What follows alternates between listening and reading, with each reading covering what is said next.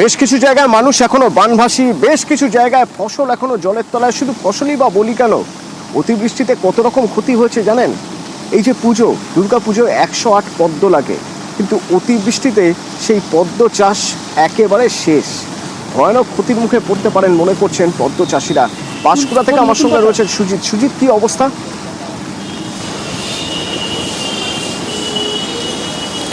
অবস্থা যথেষ্টই উদ্বেগজনক, কারণ তুমি জানো যে পূর্ব মেদিনীপুরের বিস্তীর্ণ এলাকা ফুল চাষের সঙ্গে যুক্ত থাকে মানুষজন। সেখানে কোলাঘাট পাঁশকুড়ার যে মানুষ তারা কিন্তু সব রকম ফুলের চাষ করেন, কিন্তু পুজোর সময় তাদের যে অপেক্ষা থাকে যে ভালো পদ্মর ফুল তাদের যোগান দেওয়ার, সেই আশায় তারা চাষ করেন। এবং ঝিল থেকে আরম্ভ করে বড় বড় যে বলা যায় যে দিঘি রয়েছে, সেগুলো সবগুলোতেই কিন্তু পদ্ম চাষ নিয়মিত হয়, এবারও হয়েছিল। কিন্তু সমস্যা যেটা অতিবৃষ্টি, কাঁসাই নদীর বাঁধ ভাঙা, বন্যা, তার ফলে যে সমস্যা দেখা দিল অতনু, সেটা যথেষ্টই বলা যায় যে হতাশ করছে পদ্ম চাষিদের। কারণ পদ্ম চাষ এখানে বিঘার পর বিঘা জমি, যে ঝিল রয়েছে, যেটা বললাম দিঘি, সব কিন্তু জলে তলা এবং পদ্ম ফুল পড়ছে। এর ফলে এই যে একেবারে দোরগোড়ায় যেখানে পুজো, যেখানে এখানে বাড়তি একটা আয় হতো, পদ্ম ফুল যোগান হতো, সেটা কিন্তু যথেষ্টই ক্ষতি করলো। এবং পদ্ম চাষিরা হতাশ, পুজো উদ্যোক্তারাও চিন্তায়, কারণ এর ফলে দাম বাড়বে। উড়িষ্যা থেকে পদ্ম আনতে হবে।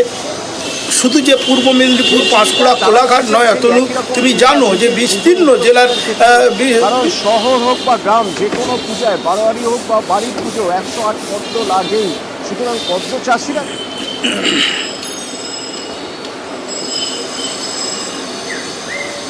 পুজো উদ্যোক্তারা বা বাড়ির পুজো যাদের পদ্ম 1.5 বিঘা 1 বিঘা প্রতি বছরই পদ্ম ভালো।